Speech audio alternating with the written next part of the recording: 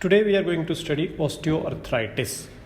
Osteo means bone, arthritis, arth means joint, and itis means inflammation. So osteoarthritis is the most common joint disease, and moreover it is a degenerative joint disease. That means degeneration in the joint has happened, and the main reason for this degeneration is the normal process of aging. As the age progresses, the degenerative process in the body, it increases. It is characterized by pain, stiffness, and swelling of joints. Now the degenerative diseases of joints, they are basically categorized into two parts. First is osteoarthritis and second is spondylosis. We are going to study osteoarthritis in this, and spondylosis we will study in the next lecture. This osteoarthritis is asymmetrical. Right, as we have already studied, the rheumatoid arthritis is symmetrical. That means if right finger is involved, definitely the left finger will also be involved with the same frequency. With this pain will be same and the inflammation will be same. But this osteoarthritis is generally asymmetrical. Both joints may be involved, but one joint mostly is affected more than the other. It is also called as non-inflammatory arthritis, although inflammation is there in this osteoarthritis, but not as much as it is found in rheumatoid arthritis. So sometimes it is also called as non-inflammatory arthritis. Or the possible explanation for calling it as non-inflammatory arthritis is that initially it was the role of inflammation was not very much clear in osteoarthritis. But now we know that inflammation causes a major pathogenesis in the formation of osteoarthritis. The active inflammation does not have all the signs and symptoms like rubor, tumor, collar dolor. Only joint effusion, that is swelling of joint, is present, and that too only in few cases, not always. So the definition for osteoarthritis is: osteoarthritis is a non-inflammatory disorder, although it is an inflammatory disorder, but we will stick to the old definition. Osteoarthritis is a non-inflammatory disorder of synovial joints characterized by articular surface wear and formation of new bone. We will study about this characteristics, articular surface wear and formation of new bone, in the coming slides. So this is again repetition of the same slide. So what are the types of osteoarthritis? First, primary osteoarthritis, and second, secondary osteoarthritis. So primary osteoarthritis is the osteoarthritis which is happening because of the degeneration, because of aging process. So it occurs in old age, and it is the localized variety, right? That means it is localized to only one or two joints, especially in the weight bearing joints, for example knee, hip, and the lumbar spine, and involved. Whereas in generalized variety, right, this is localized variety where the osteoarthritis is localized to only one or two joints. In generalized variety, it is the osteoarthritis is present in a general way, especially in the joints of the hand. For example, thumb and fingers are affected, right? Primary OA is much more common than the secondary OA. Basically, primary osteoarthritis is the type of osteoarthritis in which there is no previous history of any other disease, or no history of any other previous joint disease, right?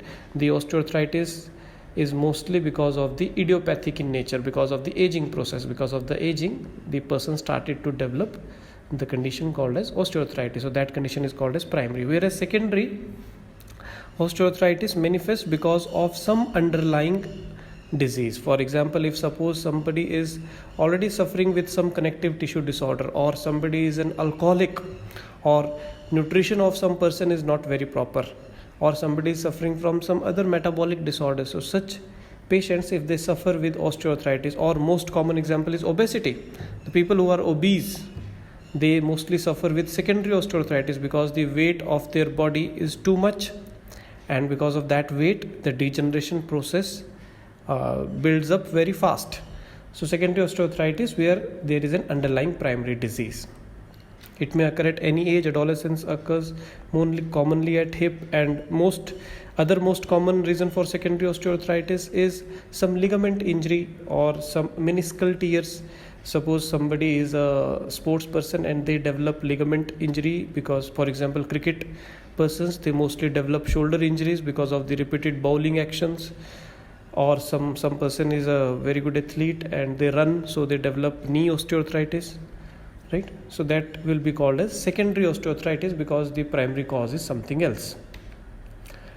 So osteoarthritis is most commonly found in the weight bearing joints, for example knee, followed by hip and the lumbar spine, the lumbar vertebrae. It is also found in cervical region, cervical vertebrae. It is found in hand, thumb and the fingers. Wrist also is involved. Shoulder and elbow, they are also involved, right? In Asian countries, knee osteoarthritis is the most commonly found because of the squatting posture, because people sit in squatting posture more, and in Western countries because the people sit on chairs, so hip osteoarthritis is mostly found. Risk factors, first is genetic factors, right? If genes are for the development of osteoarthritis, then responsible genes may add to the risk factor. Constitutional factors, for example age, increased age, female sex, right? Because females after menopause there will be hormonal changes which leads to the calcium loss, which leads to the low levels of calcium in the body, leading to osteoarthritis conditions, right? Obesity, high bone density, these all constitutional factors, they lead to the risk factors for development of osteoarthritis. Some other risk factors, for example joint injury, which causes secondary osteoarthritis, right? If some person has a broken ligament, then the joint will become unstable, and that unstable joint will lead to the rubbing of bone onto each other. That leads to the cartilage loss and ultimately development of osteoarthritis. Avascular necrosis, right? Avascular necrosis is a condition where the blood supply to the bone is hampered. As a result, osteoarthritis develops. Occupational, recreational usage of drugs, reduced muscle strength, joint laxity or ligament injury, joint malalignment. So the pathogenesis can be summarized like this. First is aging. Because of the aging, there will be changes in the cartilage. Right, because of the aging, there will be changes in the cartilage of the joints. Right, where is this cartilage? We can see this cartilage. Right, so typically a joint looks like this. So these are the two bones, right? These are the two bones, and these two bones are joined to each other in a joint. But the surface which is joining these two bones is covered by a smooth structure called as cartilage, which is formed from elastin and other proteoglycans, and elastin and chondroitin sulfate. All these structures, they form this cartilage. So this cartilage reduces the friction between the two bones. It is a very soft structure which reduces the friction so that the two bones can glide onto each other very easily, right? The two bones are covered by a joint capsule.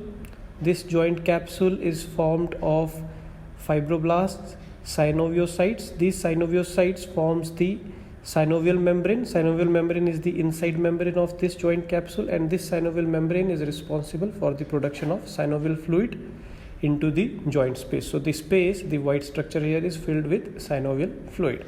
So synovial fluid at the cartilage, this cartilage is called as articular cartilage because it helps in articulation. Articulation means joint movement.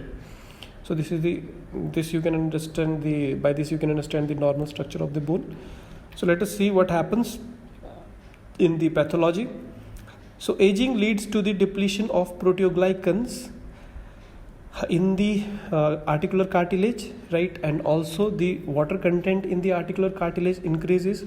Now when the proteoglycans, that is the forming structure of the cartilage, they are depleted, it leads to the cracking of cartilage. That cracking is called as, or that splitting, that fragmentation of the cartilage is called as fibrillation.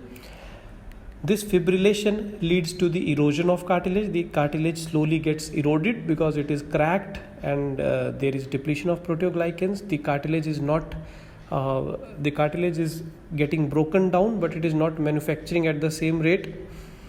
Right. So this leads to the exposure of the underlying bone. The bone on which cartilage is stick, that becomes exposed because the cartilage is now gone. So the exposed bone, when they rub against each other, both the bones, when they rub against each other, they causes eburnation. Now this eburnation is when the bone becomes hard and glossy, because the bones, they will rub against each other. So ultimately they will become glossy, shiny, and they will become more hard. Right. Subchondral bone means, chondral means this articular cartilage. Sub means below that. So below the articular cartilage, the bone becomes hard and glossy because the cartilage is gone and the bones are rubbing against each other. Right. This further will lead to the formation of subchondral cyst and sclerosis. So ultimately the bones, the articular bones, they develop some spaces inside them, and these spaces gets filled with this synovial fluid, and the spaces in the bone filled with this fluid is called as subchondral cyst or geode. Geode is a depression in the earth, right? So just like a depression in, just like a structure in the earth, a depressive structure in the earth, the bone also becomes filled with a cyst. And sclerosis, the bone ultimately tries to become more strong, the bone ultimately tries to become more hard, and as a result the bone becomes very much dense. Right. Also there is formation of osteophytes at the joint margins of the two bones. There will be some projecting bony spurs. There will be certain thorn-like structures at the joint margins which are called as osteophytes. Synovial inflammation, ultimately because of the degradation of the cartilage, there will be certain inflammation, and that inflammation will lead to the production of certain inflammatory mediators, certain cytokines like tumor necrosis factor alpha and IL-6.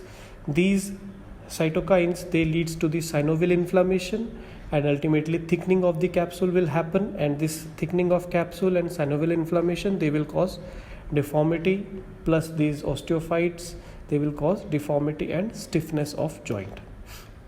More will be clear in this diagram. So in early stages, there will be the fibrillation of the cartilage. You can see the fibrillation or the fissuring of this cartilage. The cartilage is getting broken down. The joint space, because the cartilage is getting broken down, so the joint space between the two bones will become narrow, it will become less. Right. Synovium will get inflamed. Right. Ultimately there will be the production of these bony spurs which are called as osteophytes at the joint margin. So this is joint margin. In joint margin you can see these spur-like structures, these thorn-like structures which are called as osteophytes. Right. The synovial will become hyperplasic, it will become thickened, the cartilage is lost. Right. There will be subchondral or subarticular cyst. Right, because there will be spaces in these spaces in the bone. In these spaces it will be filled with synovial fluid, so the subarticular cysts are present, and the bones which are rubbing against each other, they will become more and more thickened. Right, and because of the inflammation, the person will get pain, and also because of the certain cytokines like certain prostaglandins, they will also cause pain. Right. And because of these osteophytes, or because of remodeling of bone, or because of thickened synovium, the joint will become stiffened and it will be deformed. You can see a comparison of a normal joint and a normal joint, synovial joint, and the osteoarthritic synovial joint in this diagram. Right. So the clinical features are most important: pain, stiffness. There will be stiffness in the joint, muscle spasms. The muscles which are adjacent to the joints, they will go into spasms. Restricted movements. There will be movement abnormalities. The person will not be able to flex and extend completely. Deformities of the joint. Muscle weakness. Wasting of muscles. The adjacent muscles, for example, if we are talking about the knee, then the hamstring muscles, they will become wasted. Joint enlargement, the joint effusion, the joint swelling will be there, right? As the inflammation progresses, there will be joint swelling. Instability of joint will be there. Crepitus will be there. Now crepitus is crackling sound coming from the joints. Some amount of sound, crackling sound from the joint is normal, but if it is coming too much, and especially if there is pain and stiffness, then those crepitus are considered as abnormal. Joint effusion is joint swelling. Pain and tenderness, we will explain this pain and tenderness. So this pain is a slow onset, it is gradual, it is first it is discomfort, and then it increases gradually, and initially it will be intermittent. That means it will come and go as the person uses his joint more. For example, if the person walks more, then the pain will come, and as he rests, the pain will go, right? Pain is more on weight bearing joints due to stress and synovial membrane, right? There could be osteoarthritis only in one joint, for example knee joint, or a person could be suffering from osteoarthritis of multiple joints. The same person can be suffering with knee and hip and shoulder and the wrist joint or the thumb joint, right? Like that. So initially relieved by rest, but later on it becomes continuous and it disturbs the sleep. In later stages it becomes sharp. Initially it will be diffuse means it will be spread throughout the area. Ultimately it will become sharp, painful and stabbing local pain, right? This pain, osteoarthritic pain, is called a mechanical pain because as a person uses his joint more, it increases with the usage, so it is called mechanical pain. Rest pain, ultimately this mechanical pain becomes rest pain. Mechanical pain is pain on activity, whereas rest pain is pain which is throughout. So rest pain is characteristic feature of rheumatoid arthritis, whereas mechanical pain is characteristic feature of osteoarthritis. And in later on cases, night pain is also inevitable. Movement abnormalities, so the person might explain this movement abnormalities as gelling or stiffness. It is a period of inactivity which passes within few times, especially less than 1 hour, because if it is 1 hour or more, it is the characteristic feature for rheumatoid arthritis. But if it is less, right, less than 30 minutes to be specific, and approximately 15 minutes, if it passes, after 15 minutes of stiffness, if it passes, then the diagnosis is osteoarthritis. Coarse crepitus, there will be coarse means there will be loud crepitus, right? The crepitus can be heard also, and crepitus can be felt also, right? Palpate or heard, right? Due to flaked cartilage and eburnated bone ends. Because of these reasons, because of the cartilage and the eburnated bone, you can palpate and hear it. By putting your hand over the affected joint, you can palpate it, and by using a stethoscope, you can hear it also.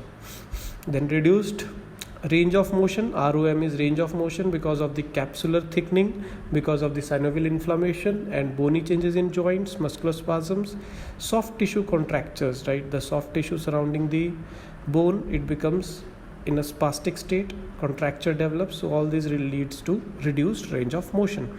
Feeling of instability, the person might feel that the joint is unstable, it moves a lot as he walks. Locking of the joint, person will not be able to extend the joint. Or antalgic gait, the gait of the person, the walking of the person will not be normal. Deformities, soft tissue swelling, right? For example the bony cartilage, for example the capsular thickening, right? So soft tissue swelling will be there. Mild synovitis could be there, small effusions could be there, whereas in rheumatoid arthritis there are large effusions. The inflammatory signs are very much visible in rheumatoid arthritis. Osteophytes will lead to deformities. Joint laxity, that means joint will become loose. Asymmetrical joint destruction leading to angulation, the joint will bend at an angle. So the classification of osteoarthritis, radiologically, radiographic osteoarthritis classification, we can classify the osteoarthritis into 4 grades: 1, 2, 3, 4. 0 is no problem at all. So this Kellgren-Lawrence scale is used to radiographically classify the osteoarthritis. So in number 1, the number 1 grade is given. The number 1 case is when the osteoarthritis is doubtful, Second case is when the osteoarthritis is mild. Number 3 is when the osteoarthritis is moderate, and number 4 is when the osteoarthritis is severe. So in first case, the joint space narrowing, the JSN stands for joint space narrowing. The joint space narrowing is doubtful, right? Osteophytic lipping, we will talk about this in the coming slides. Osteophytic lipping is somewhat possible, right? It could be possible, but joint space narrowing is not very much clear. Whereas in second grade, the joint space narrowing is very much clear. Osteophytes are definite. In third grade, definite joint space narrowing. The osteophytes are present and they are of moderate amount. Some sclerosis is also present and bone deformities could be there. Whereas in fourth grade, everything is very much severe and everything is very much marked. Right? Joint space narrowing, we will talk about this if it is less than 3 mm of joint space or less than 50% of the other side. We will talk about this joint space narrowing in the radiological slides. So doubtful, we can summarize this radiological scale as first is doubtful case, where the person, the physician or the radiological person is little doubtful of having an osteoarthritis. Second is when the osteoarthritis is mild, right? Joint space narrowing has started and osteophytes have started to appear. Third is when the osteoarthritis is of moderate, the osteophytes are very much prominent and joint space reduction is very much seen. And fourth category is very much severe. So the osteoarthritis, on the basis of radiology, it can be graded into 4 categories. Let us talk about the deformities. So osteoarthritis of the finger joints, especially in the distal interphalangeal joint. You remember distal, these are interphalangeal joints. The first and the second, this is distal and this is proximal. Distal means away, dur from the body, right? So distal interphalangeal joint, this is proximal interphalangeal joint, right? This is metacarpophalangeal joint, right? Because it is joining the metacarpals with the phalanges, so metacarpophalangeal joints. So these distal interphalangeal joints, they are swollen. You can see they are swollen and they are deformed. There will be formation of osteophytes in these joints, and such joints are called as Herberdon's nodes. So distal interphalangeal joints will show deformities which are called as Herberdon's nodes. Whereas the proximal interphalangeal joint, you can see in this photograph, this proximal interphalangeal joint is having a node, a deformity which is called as Bouchard's node, right? Similarly, the angulation defect, see the normal angle has changed, normal angle is straight, the angle has changed. See this is a normal angle of the leg and normal angle of the knee joint. Here you can see the angulation defect has happened. In this photograph, both the legs have become angled, and this particular defect is called as valgus defect. This is a valgus defect, valgus knee deformity, right? So here is the radiological X-ray. In X-ray of this knee joint, you can see this is the tibia, this is the femur, and this is the the fibula, right? So you can see the normal structure of the joint has changed. The normal structure is, this structure is completely round, whereas it is not round here, it has become half triangle here. So you can see this pointed edge, the deformities of the bone, these are osteophytic deformities. These pointed edge, they are osteophytic deformities, very obvious. And second, you can see the joint space has become narrowed in both the sides, in the lateral side, in the medial side, right? The fibula is onto the lateral side of the body, so this is the lateral compartment, this is the medial compartment of the knee joint. In both the compartments, the joint space has become narrowed. More joint space narrowing is on the medial side, right? Then you can see the subchondral cyst. We know that these subchondral cysts are empty structures in which fluid is filled, so these are the subchondral cyst. Then we have subchondral sclerosis. Subchondral sclerosis is increased bone density below the subchondral bone, right, at the subchondral bone. So you can see the density here has become, it is more whitish, so the density has become more, right? And Bone deformity is very much obvious, right? So you can see these changes in the X-ray. Subchondral cyst, you can see subchondral cyst very much clear here. You can see this empty structure here, or here also you can see the empty structure. This empty structure is subchondral cyst, right? And this darkened structure is your subchondral sclerosis. You can see this darkened structure is subchondral sclerosis, right? In this you can see both. No, you can see only subchondral sclerosis. So this darkened structure, the dense structure, is subchondral sclerosis.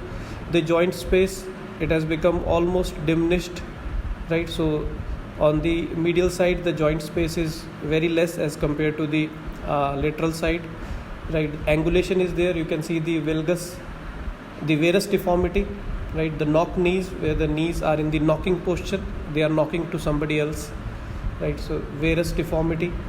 Joint space narrowing, medial is much more greater than the lateral. Subchondral sclerosis, osteophytes, you can see these osteophytes, these pointed structures here, here also, these are osteophytes. So investigations, the radiological examination is enough to investigate, to diagnose the case. Loss of joint space, osteophytes, subchondral sclerosis, subchondral cyst, and bone deformities. We can also tell the patient to undergo serum uric acid to differentiate between gout and osteoarthritis, rheumatoid factor to differentiate between rheumatoid arthritis, and MRI scans to investigate any secondary causes of osteoarthritis like ligament rupture or meniscal tear. So summarizing the osteoarthritis is a degenerative joint disease, and it is more common in females, especially in post-menopausal female, right? After 50 years, after 52 years, the osteoarthritis is very much common. So an old lady coming with a joint pain, the first diagnosis to be made or to be ruled out is osteoarthritis. Osteoarthritis involves mainly joints, especially weight-bearing joints, right? Knee, hip and lumbar spine are generally commonly involved. Osteoarthritis is the most common joint disease in the world. Approximately 85% of the people, they suffer with osteoarthritis. Thank you. Keep studying.